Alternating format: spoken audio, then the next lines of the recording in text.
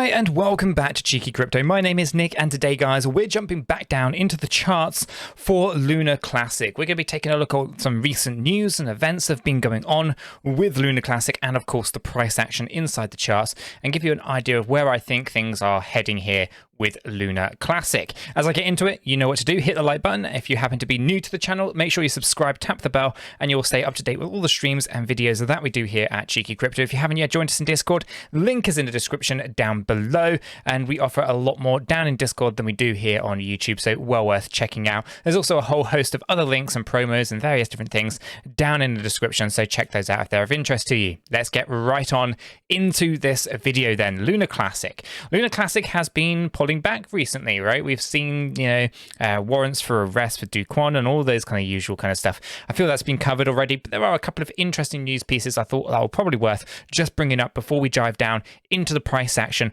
of the charts here. So we're going to start things off with this one, right? The LUNC community or Lunar Classic community not giving up on full Binance support as Terra Classic team set to host an AMA with Binance. Okay, this came out yesterday, so some of you might be familiar with this in terms of the tweets and all the various stuff that's going on. But basically, in a tweet yesterday, so this being I think the 13th, I think this one is, yeah, 13th. So this is pretty old news. You should be familiar with this anyway.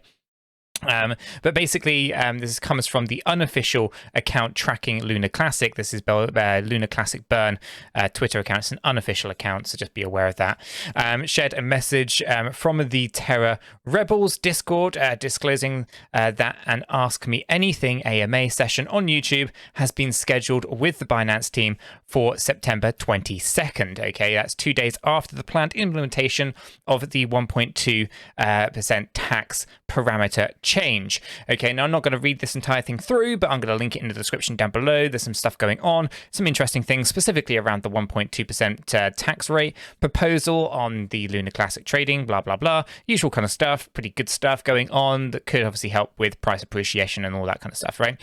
And the main kind of takeaway from this is obviously some interesting stuff with Binance and things that are going on the 22nd of September. It's a pretty big day. The 22nd of September is also the Vasil hard fork with Cardano. So there's lots of things that are going to be happening in and around the crypto space on September 22nd. Okay, so the second one that I want to talk about is this one here. Again, the author of the LUNC 1.2% tax burn proposal says that Terra Classic is completely independent of 𝗕𝗘𝗧𝗏 and the Terra Foundation.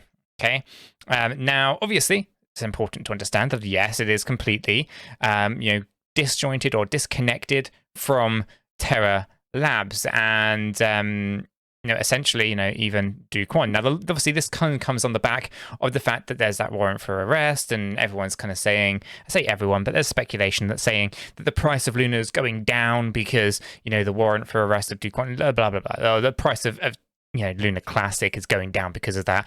I don't really necessarily think that's too much to it. Actually, if we follow the sentiment of the space overall, went up significantly. Profits going to be taken. Entire market's pulling back, not just Lunar Classic. And of course, we actually saw Lunar Classic holding up incredibly well under the recent kind of pullbacks in the space. So essentially, actually, I think the community are doing a good job at keeping Terra Lunar Classic stable during those moments of volatility within the rest of the crypto space.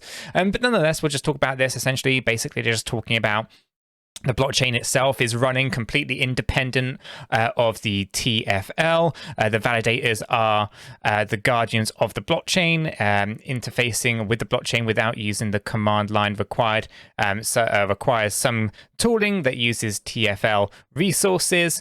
And we are working on the independence. We are working on this independence. Okay, so basically they're working on making sure that there is no kind of link between the TFL and obviously Lunar Classic. Now, the reality is that all TFL stuff were wiped out. We would be fine. So if anything was to happen to Terraform Labs or anything like that, then essentially they're going to be fine. They're going to continue, and there's no real issue there. It would just be inconvenient for many people, but assets would be safe, and the blockchain would continue to run. And that's exactly the point of these types of protocols, right? So they need to be fully decentralized, they need to be community run, they can't really have these central points of control. And we obviously heard back from 𝗕𝗘𝗪𝗧𝗧, etc., the Luna kind of Terra Labs, and basically, that kill switch that they were bragging about way back, should anything major happen. They never actually pushed it. Did it ever exist? Who knows? But what we do know is that it's actually better to have things fully decentralized, not under one centralized control. So this is kind of pivotal, right? Yes, it'll be inconvenient, blah, blah, blah, but essentially it's a good piece to kind of think about.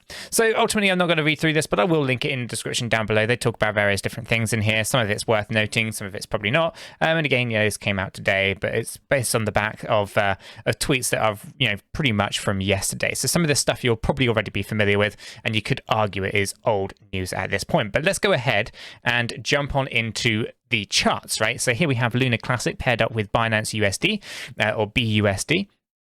This is the hourly chart. Binance is our data source. And for the most part, we can see that we've kind of estimated our lows to be about this low area just down here, okay? 0.00031123 to 33365. Obviously, we fell down a lot lower, right? So initially, we bounced from 28881, this dash line just at the bottom here. We bounced up. Now, we were saying last time we did a video on this, we were saying, okay, well, our 1-to-1 ratio would be around here at 4.3582.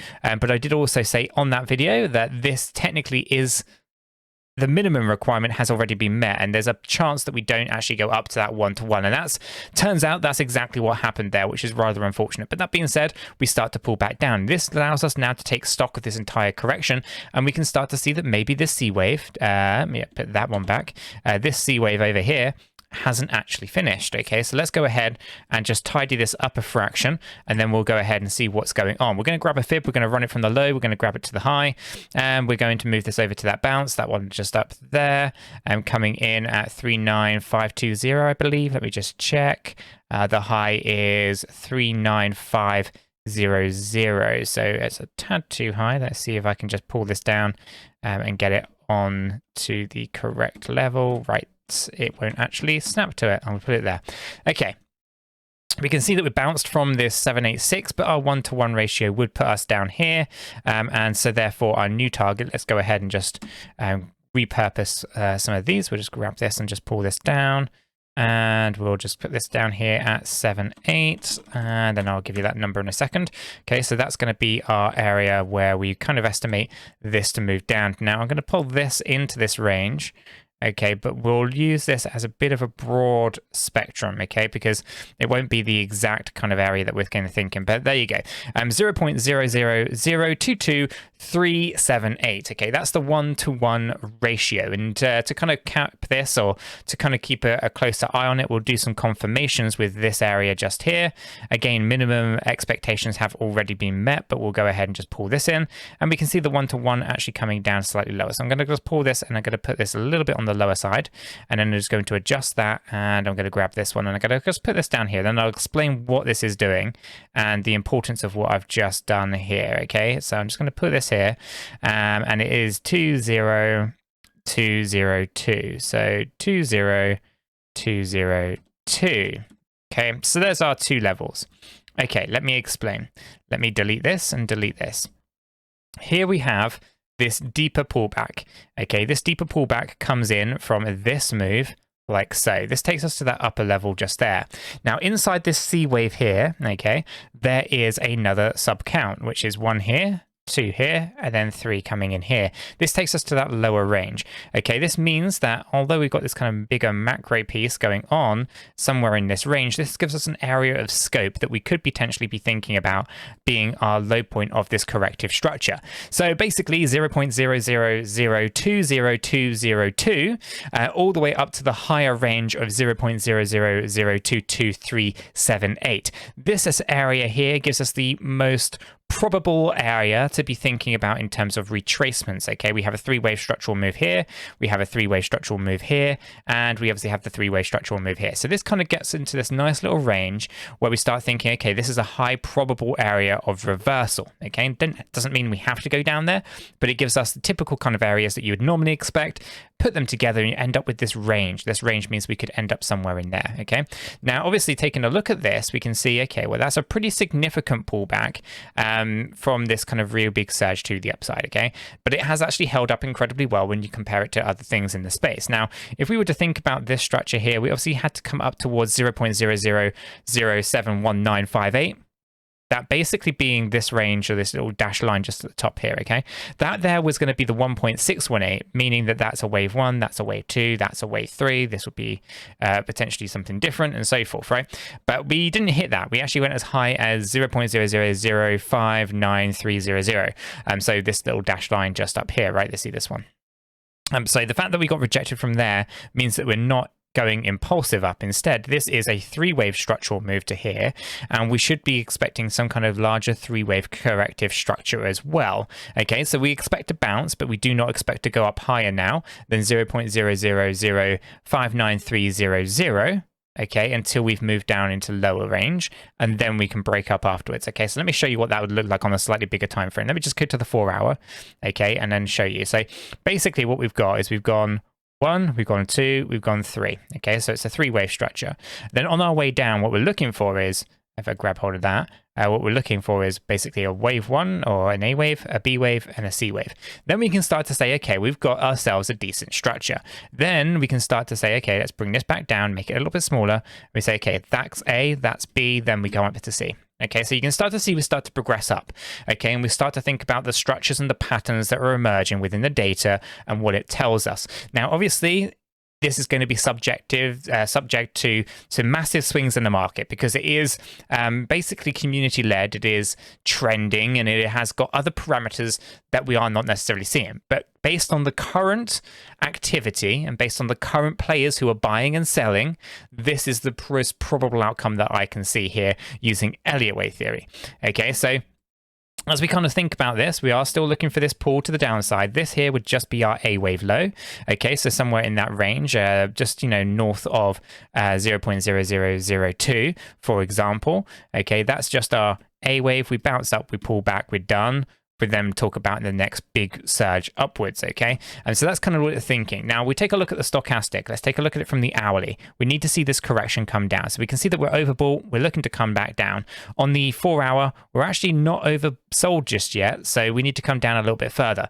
Okay, so again, also in line with our TA saying that we're going to come down just a fraction more. The 8 hours already there. That's good. It's looking good for progression to the upside. That B wave bounce and that bigger time frame, we're looking for that. It's just not quite there yet. And the daily also in a really good position, ready for that bounce, but we're just a little bit ahead of ourselves. We can't go up until we've corrected down a little bit more, in my opinion. And the weekly doesn't exist, so we don't have to worry about that just yet.